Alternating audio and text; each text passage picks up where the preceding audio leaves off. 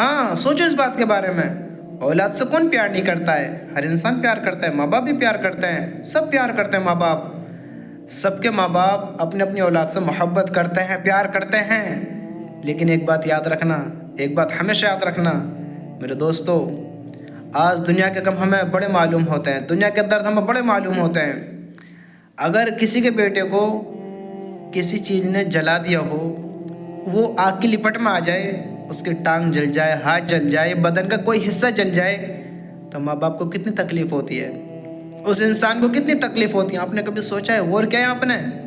آپ اس بات کے بارے میں غور کرو کہ آج ہم اپنے غموں کو برداشت کر سکتے ہیں، ہمیں اپنی اولاد کے غم زیادہ درد دیتے ہیں، اولاد کے غم زیادہ درد ہمیں زیادہ تکلیف پہنچاتے ہیں، اپنوں کے غم تکلیف پہنچاتے ہیں، لیکن اپنے غم ہم ارجسٹ کر لیتے ہیں۔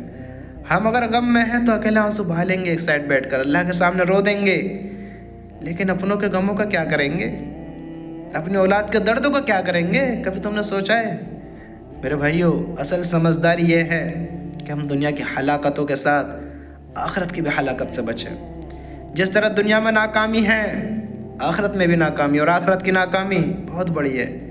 وہاں کی ناکامی انسان کو اگر مقدر ہو گئی تو میرے بھائی، جہاں جیسے یہاں جیلوں میں ڈال دیا جاتا ہے نا، وہاں جیل نہ ہوں گی، وہاں کہا جائے گا اس مجرم کو پکڑو اور اس مجرم کو جہنم کے بیچوں بیچ پھینک دو اور اس پر کھولتا ہوا گرم پانی پھینکو۔ تم سوچو کیا حال ہوگا انسان کا؟ اس مجرم کے اوپر، یعنی اللہ کے نافرمان کے اوپر کھولتا ہوا گرم پانی ڈالا جائے، جہنم کے بیچوں بیچ پھینک دیا جائے، جہاں عذاب دینے والے فرشتے ہوں، کیا ہوگا انسان کا؟ تم نے کبھی سوچا ہے؟ تصور کیا ہے؟ سوچو تو صحیح اس بات کے بارے میں۔ ہم غور نہیں کرتے ہیں، غور نہیں کرتے ہیں، پھر کل کہیں گے نا رحم کرو، رحم کرو۔